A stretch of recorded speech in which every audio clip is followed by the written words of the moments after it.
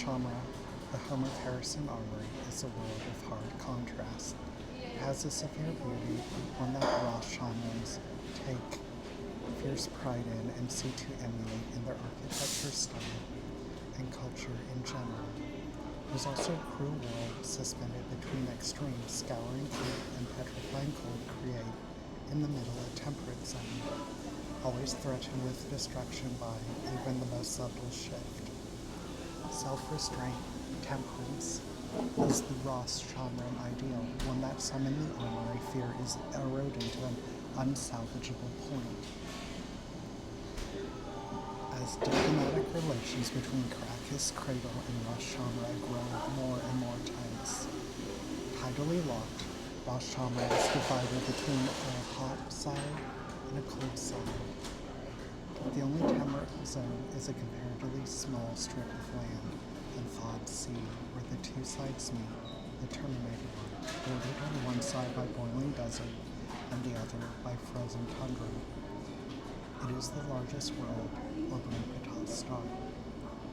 The line is an oasis, a band of life-sustaining tropical jungles, warm river oceans, and balmy valleys. It is this stormy, humid, equatorial region that colonists first made landfall.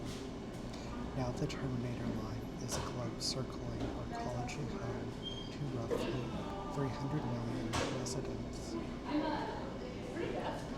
The Harrison Armory is the only habitable space on Ross Shamra, reaching from the planet's surface to many thousands of meters below. Arcology combines natural and cultivated, organic and synthetic, blending wood and building together into one cultural biome. Its highest levels contain lush, varied climates that seamlessly integrate built habitats into the natural environment. If a building is exposed, it is meant to be exposed, serving a mechanical or technical, aesthetic, or another purpose. A surface level is widely considered home for the finest domiciles, offices, and campuses. The Armory's capital is located there at the heart of a botanical park that sprawls for hundreds of kilometers in each direction. The lower levels of the arcology are where the bulk of the clean, technical, mechanical, mercantile, and political and administrative work that sustains the armory is performed. The underground is defined by 100-meter tall white walls that funnel light down from the surface. Wide concourses packed with shop fronts and offices and vast strips of cultivated biomes meant to emulate the surface. Underground hyperloops ring the world, forming the backbone of Ross Shamra's global transport network.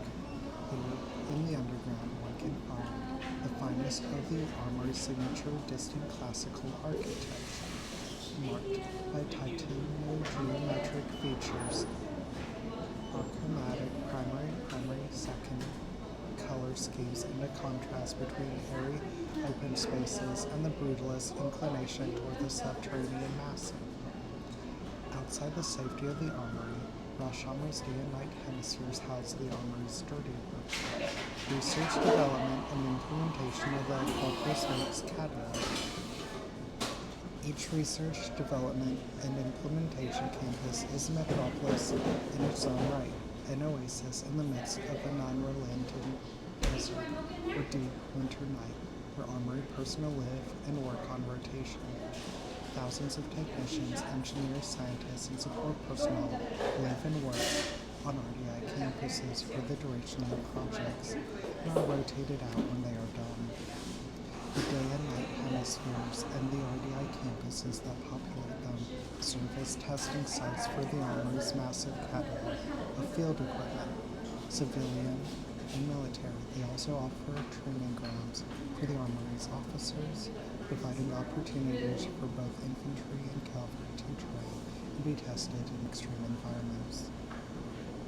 The Armory is currently engaged in the massive endeavor of installing a new hyperloop ring to serve the entire network of campuses, running perpendicular to the Capitol Loop from Maglev Line The perpendicular route is at least a century from completion. In the meantime, regular shuttle flights provide transit between campuses. Ras Shamra is also home to the Army's Special Exception for System Cultivation Legion Space Environment, better known as a think tank. Its location is classified, though expert observers suspect it is buried somewhere on the night side of the world. In local space, on-duty legions prepare and specialize for distant colonial missions on one of the Army's many lunar bases. Meanwhile, enormous orbital stations process the wealth of empire that flows daily into Ras Shamra, ties tributes and taxes through its local Blue Capital Peak Station.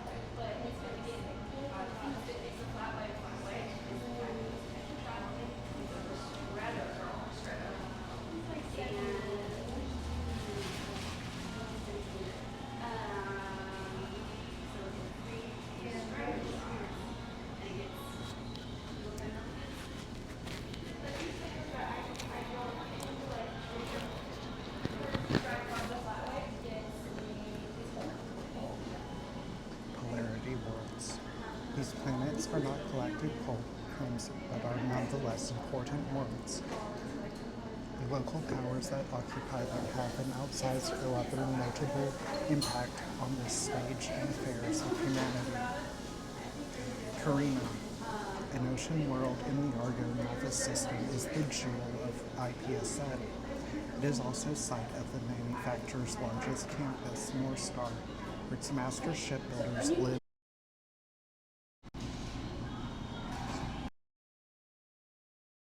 Alongside the top corporate brass,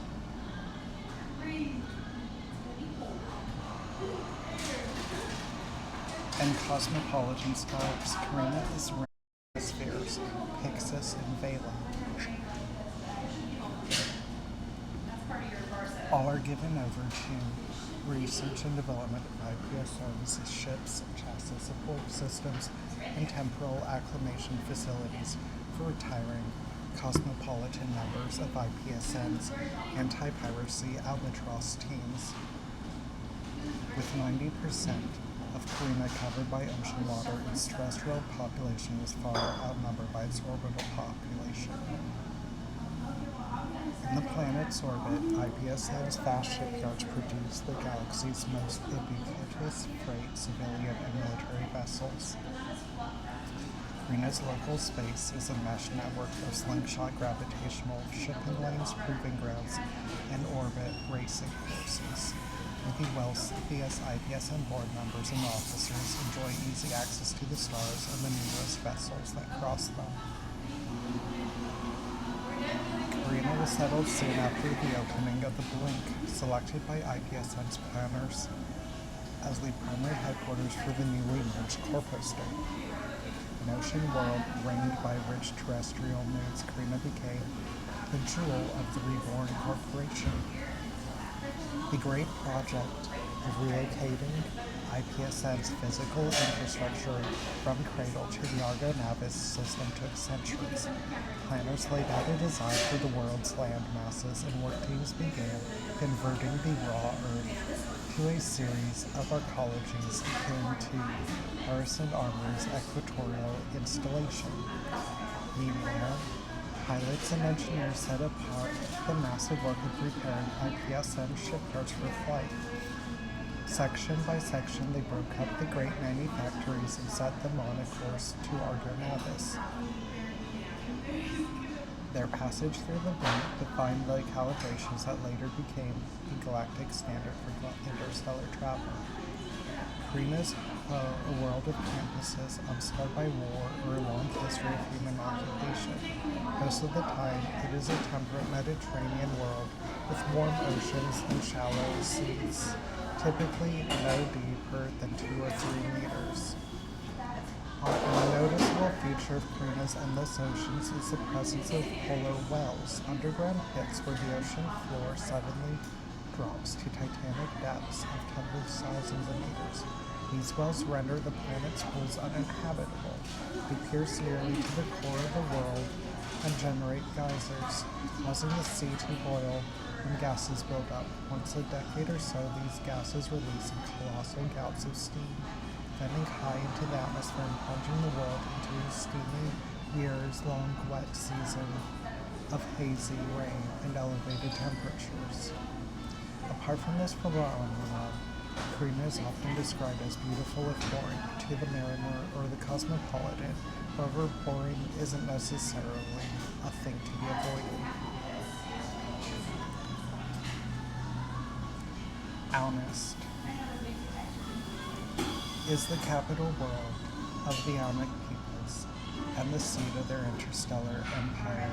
Once organized under the auspices of the Aun Ecumene, the Aun have undergone a series of miraculous civilizational-wide revelations, prompting staggering civic and cultural change, organized under religious leadership since the dawn of civilization.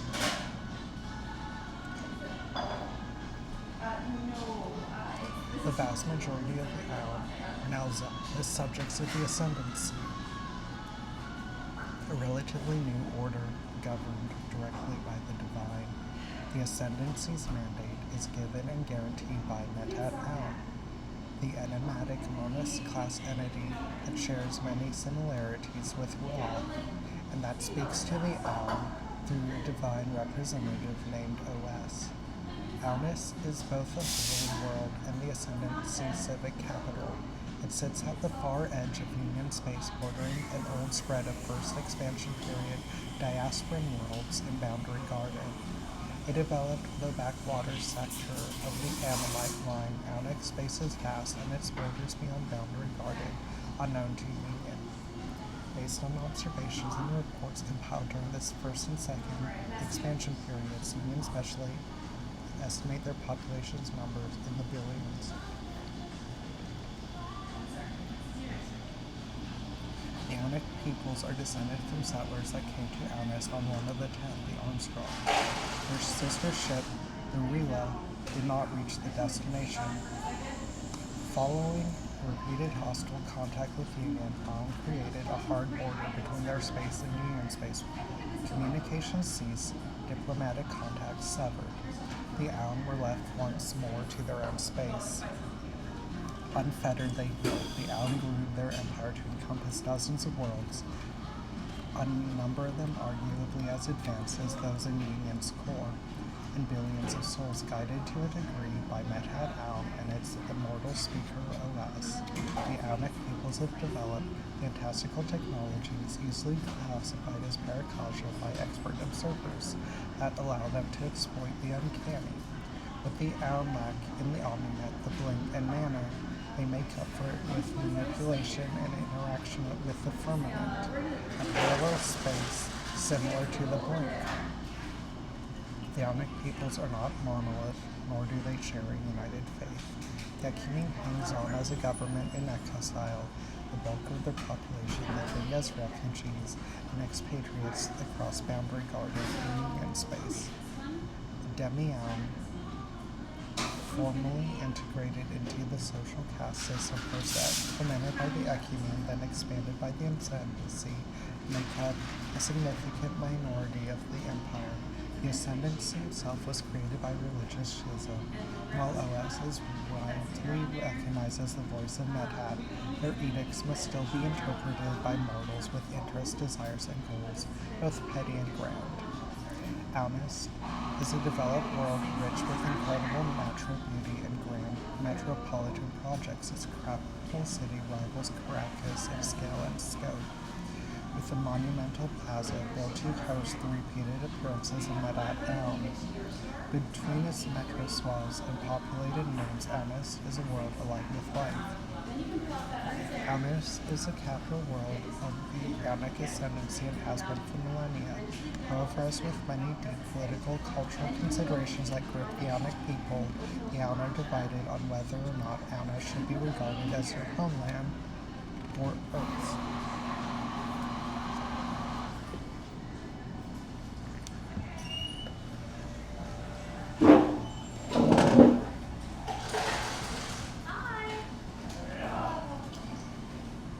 People, galactic powers. The galaxy is unnaturally vast, and few states or similar organizations have any impact on the inexorable tides of history. Of the countless entities in the galaxy, those listed here have the most dramatic impacts on the affairs of humanity at large. Their command over sectors of the diaspora market, influence over galactic standards of quality, and political might are unparalleled. They're not unchallenged.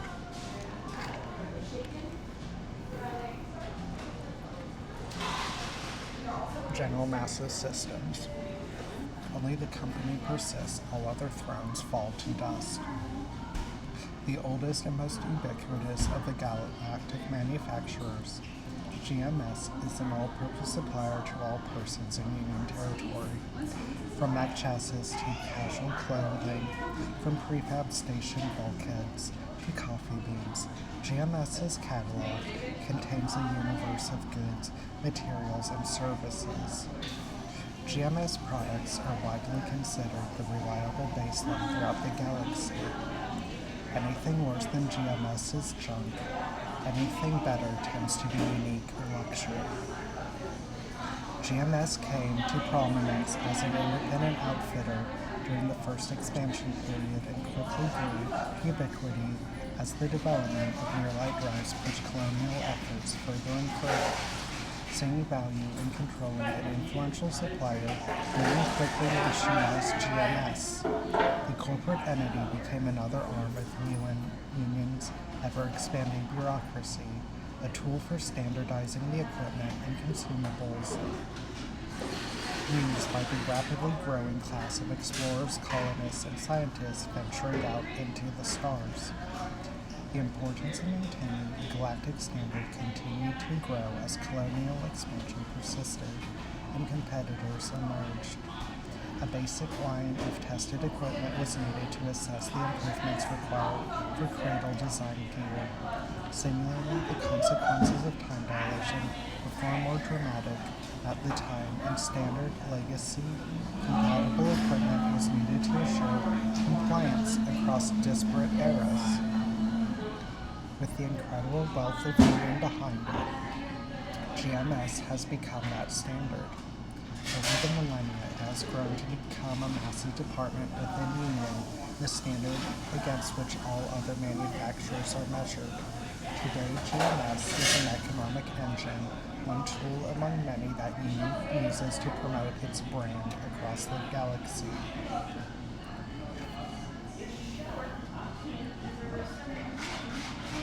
Distinct from Union's political and military organs, GMS provides an eternal reminder of soft power. GMS is everywhere. It is normal. Unlike the other manufacturers listed in this section, GMS doesn't engage in world-building, colonial ventures, or expeditions.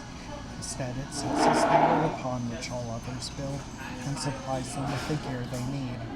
It creates the world of goods, services, equipment, and habitations most humans think of as normal. GMS's power comes from its ability to unilaterally define what is acceptable everywhere in Union space. By nudging the bar upwards, it forces other manufacturers to develop alternatives that benefit humanity as a whole, even if they are developed for selfish reasons. GMS rarely employs external contractors. Its headquarters is on Cradle. Like the rest of Union's central apparatus, it has offices throughout the inhabited galaxy. Karakin Trade Baronies. A federation of the largest and most powerful monarchies in known space, the Karakin Barons claim to represent the oldest unbroken civilization in human history. Seated prior to the fall and isolated after, the rulers of Caracas were lost and forgotten to Earth for thousands of years, free to expand and develop a spacefaring civilization, even while the rest of humanity struggled to survive the fall, the Dark Ages, and the Little Wars. By the time Union reached back out into space, the Barons had spread to worlds throughout their system, designed a functioning if cumbersome system of interplanetary administration without the benefit of the Omninet or the Blink, and developed their own enormous network of machine minds to assist in the functioning of their dynastic monarchy.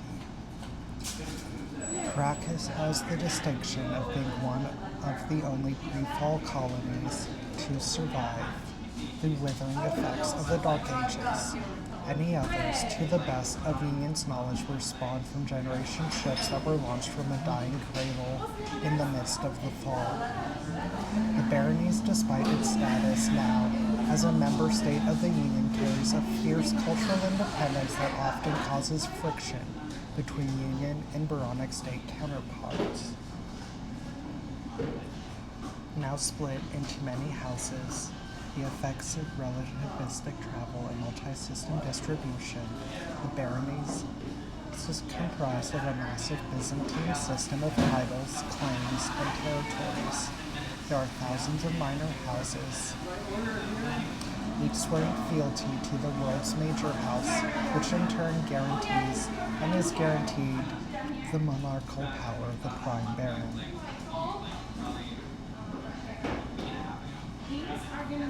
The baronies control some of the largest single-party mining, harvesting, and natural resource endeavors in the galaxy, operations that certainly enable the prosperity of the galactic core.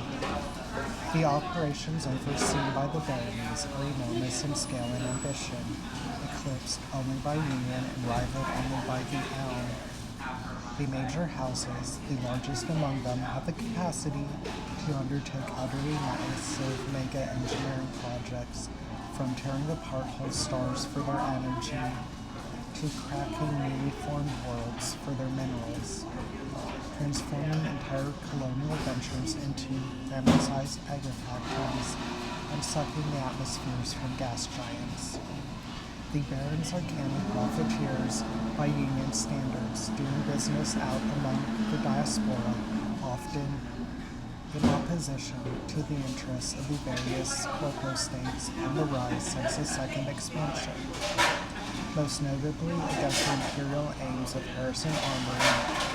Internal conflict among minor houses is common, but guided by strict cultural codes. Internal conflicts tend to be limited, ceremonial, or small scale. Rana culture places great import on the fighting ability of nobles. Territorial disputes are often settled after brief engagements in agreed-upon locations or by single combat. These duels are, in the modern era, usually fought to first blood rather than death, though to-the-death challenges remain legal if rare. Since the beginning of the federal Karakin monarchy, the current system by which the baronies are governed, the minor houses of the baronies have been further organized into global federations subordinate to the prime baron. Each of the baronies was assigned to a major house, the name of which was chosen independent of any family history. These major houses function as political parties rather than hereditary organizations. Each minor house is ruled by a baron, and there is a dynastic inheritance among the top tier of these houses. Barons and other nobles bear titles based on their position within a major house, in addition to their personal and family names. The use of house livery is common in the baronies. Houses each have unique iconography, but often share elements with related houses. Minor houses, merchant guilds, free companies, house companies, and so on will incorporate elements from the major house to which they owe allegiance. The prime baron is understood to have dominion over all houses, and thus has no need to make a particular mark on the livery of any, except in the case of the prime baron's honor guards. All units, retainers, officers, ships, and so on within the honor guard wear the royal prime, a deep earthy red, elsewhere called Karakin maroon. Bearing the royal prime is considered a singular honor. The introduction of another political battlefield, influence in the Central Committee, has proven interesting, though most of the houses still view the prime barony as the most prestigious throne on which to sit, and their own ancestral home Caracas as the galaxy's prize. All baronic nobles are trained rigorously in martial, religious, and cultural rituals from a young age. By custom, noble youth must master the pen, the sword, and proper etiquette in equal measure to be considered enlightened, strong leaders capable of bringing glory, honor, wealth, and acclaim to their houses. The social order is rigid in the baronies, with upward class mobility only possible through the grace of higher nobles, who all compete with each other for the prestige of having the largest and most successful house. As such, barons and their scions must be trained rigorously. Houses undertake all kinds of measures to get ahead of their rivals. For those of noble birth, this is a fundamental aspect of life, part of the grand game, a test of one's divine and inherent right to rule. The current ruler of the trade baronies is Prime Baron Kara Ben of House Karaka.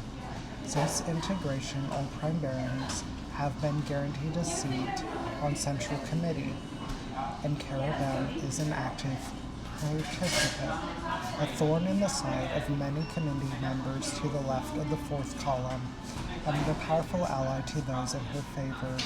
She has worked hard to maintain peace and cradle Baronic space.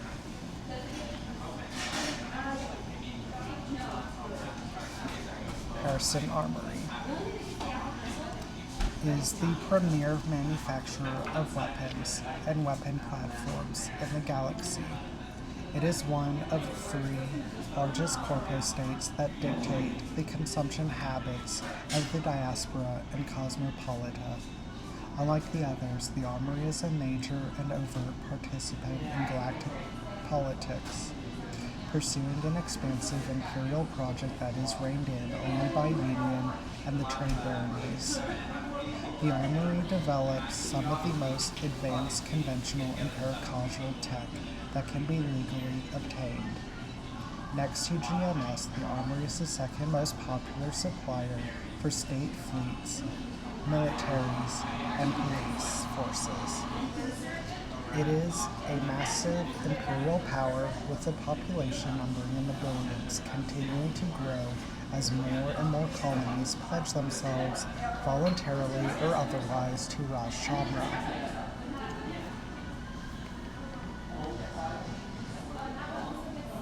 The Armory's success can be credited, in large part, to the special exception persistent cultivation Legion space engine.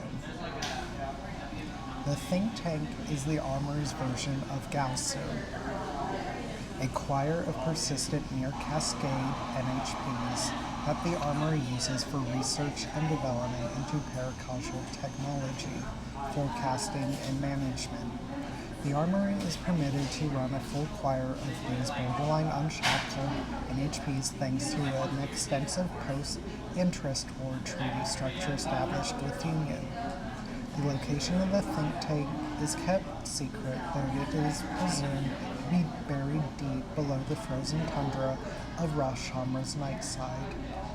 The think tank, while a closely guarded secret, is known to Union, which enjoys regular inspections of the facility. Union's access to the think tank is a thorn in the side of the Armory's Director General, who would prefer that Union keep its prying eyes far from sensitive technology. Firmly expansionist, Harrison Armory works to expand and develop humanity's presence among the stars. Its mission, while mirroring Union's, often encounters regulatory hiccups. It is rare, though not unheard of, for the Armory's colonial legions to face the regulatory and martial wrath of the Department of Justice. The Armory maintains a broad portfolio of colonization and development missions, attracting both independent diasporan colonies and minor affiliated subjects, typically Baronic, owing to the Armory's proximity to Caracas, with promises of meritocratic citizenship, infrastructure development, and protection. The origins of the Armory lie in the tumult following the Second Committee's overthrow in the 4500s. Following the dissolution of Second Committee, many members of the deposed party fled from, or quit the bureaucracy, seeking worlds distant from the revolutionary fervor that gripped Cradle as the newly minted Third Committee stabilized and worked to secure its hold on Union as a whole. John Creighton Harrison founded Harrison Armory from a coalition of resource extraction communes present on Ras Shamra. The fallout of the Hercynian Crisis may have broken Second Committee, but its aftermath ushered many loyalists into the command structure of the nascent Harrison Armory. Now the Armory is ruled by their descendants and heirs, and its relationship with Union is colored by the expectation of friction in the distant future. For the time being, it is more beneficial for both entities to work together than against each other, however cold their personal relationships might be. The eponymous Harrison Armory complex is located on Ras Shamra, a tide-rocked world orbiting Ptah's star. The Armory itself is a sprawling administrative research industrial arcology built in Ras Shamra's Terminator line, a temperate band where day and night side Shamra meet and mix. The Armory circles the planet, a city campus that holds a population of nearly 300 million employees, executives, and other personnel inside of its walls. Meanwhile, the day and night sides of Ras Shamra act as testing grounds for Harrison Armory's chassis, weapons, and legions. Dedicated acquisitions, legionnaires earn armor for proving themselves in both the day and night advanced training courses, setting themselves apart from green hires who enlist to advance their corporate political career. Ras Shamra is encircled by concentric rings of orbital defense stations and shipyards, upon which around 100 million permanent residents reside and work. Here the great paracasual and supermassive weaponry of the armory is built, tested, and stored. The work in the rings is constant, and halls of all sizes are churned out at a rate that, while not rivaling IPSN, is staggering in scale. In addition to its weapons technology, the Armory is known for sturdy exploration gear, consumer and state-level logistics and infrastructure packages, personal ground cars, and fine liquors. It's a big player in galactic trade thanks to its development program, which cultivates and exports exotic alien species, flora, fauna, and minerals for consumer use. Most citizens of the galactic core and well-developed Aspirin worlds, those who define what amounts to public knowledge, would not know anything in particular about Rosh Hashanah, the think tank, or the operations of colonial missions. They would know Harrison Armory as a manufacturer and contractor, whose name they hear in newscasts about cradle politics, colonial affairs, and IPSN's stranglehold on interstellar shipping. Some who have studied the history of Cradle and Union might know of Armory's ties to Second Committee, but 500 years after the fact, it certainly feels like old news. The Harrison Armory Colonial Legionate is the external-facing arm of the Corpo State's Imperial Forces. It falls under the direct command of John Clayton Cruz Harrison III, Director General of Harrison Armory, the current political and military leader. Of the many legionates, divisions, departments, and bureaus that make up the Armory's structure, the largest and most visible is the Colonial Legionate. Commands hundreds of colonial legions, each of which contains at least one division strength advanced team of legionnaires and colonial officers, an acquisition management team. The primary role of the AMTs is to make beachheads on worlds and territories that have been designated as priorities. They have a twofold mission. First, to integrate with and police local populations, while annexation negotiations determine the future of the worlds they occupy. And second, if talks break down and resistance becomes violent, the MTs are authorized to establish green zones, deter rebellion, and remove prominent anti-armory leaders. Their mission scope broadens the more a situation deteriorates, while their armaments and disposition reflect the grim realities of their job. When they make landfall on a world, the mighty bulk of at least one legion is sure to follow. Whatever banner the world flies will inexorably deepen to the Armory's shade of plume, the bruise as it is called by Union auxiliaries forced into peacekeeping on Armory worlds. AMTs operate far afield on long-term occupations and world-building projects. In peaceful long-term occupation and development projects, personnel are posted on planet-side bases, boarded in the homes of sympathetic locals, and encouraged to integrate into the local culture. As a consequence, they become well accustomed to the local cuisine, climate, language, geography, and tactics, to the point where long-brewing hostile takeovers often look more like civil wars. In the rare case that a takeover is necessary, it is not uncommon for AMTs to field large complements of local auxiliaries while they wait for the Armory's regular legions to arrive. Personnel are drawn from the ranks of the colonial legions, which in turn draw their soldiery from various sympathetic factions, Rosh Hashanah corporate campuses, and Armory families. Loss prevention precincts with the promise of profit and adventure. Upon the announcement of the new colonial mission, with the colonial subjects and citizens of all classes within the Armory's purview, That is, all worlds and colonies under the Armory's direct administration are encouraged to enlist. Most deployments last 2 years real time. For non-citizens and colonial subjects, the reward for service is citizenship for them and immediate families, and all the rights and privileges afforded to Armory citizens of post-service rank. Citizens are promised promotion, social standing, credit increases, debt forgiveness, and favorable compensation for their families, commensurate with their commitment. Service in the Colonial Legion is a popular way for young Armory citizens to increase their citizenship ranking. Many from low-ranked families serve in order to progress toward management ranks. Management-ranked citizens join the legions too. These citizens have the option to purchase officer commissions, deployment honors, and favorable status at the outset of the mission.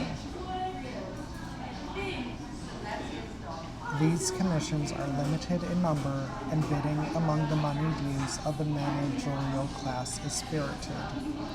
For employees and managers alike, a career in the legions is seen as an adventure, a chance to raise their station and a good financial bet.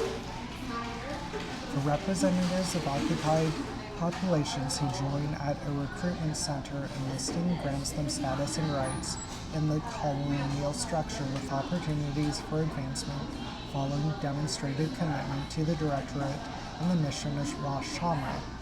Upon enrollment and completion of training, non-citizens are granted status in the purview and a citizen rank. At present, Harrison Armory works closely with the Union Administrative Department to ensure worlds targeted for acquisition are properly integrated into the broader Union superstructure. It is important to note, though, that even though the executive branches of the Armory and UAD are largely cooperative,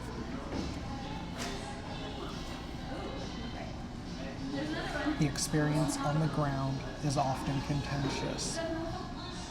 Administrators are inclined to protect as much as possible the worlds they have been assigned in the wake of the Armory's imperial aggression. It is their duty to slowly integrate their host worlds into Union structure. Once deployed, they may only ever live and work on their own world. To be handed a world conquered by the Armory is less than an ideal assignment, and one that suggests a messy, violent future. Colonial legions are often deployed en masse in the course of the Armory's liberation and world-building missions throughout the diaspora. On both resource-rich worlds with established histories and centuries-old cultures and new untamed worlds, the Armory uses its legions to depose tyrannical rulers.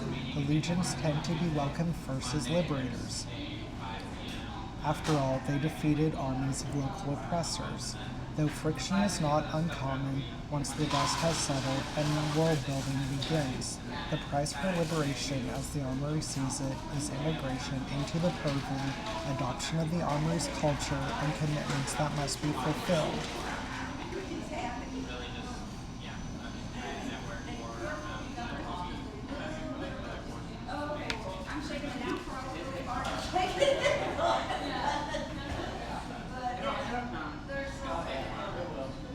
I'm going to go ahead and end here. We'll be back tomorrow, and we will start with Smith Shimano Corporo.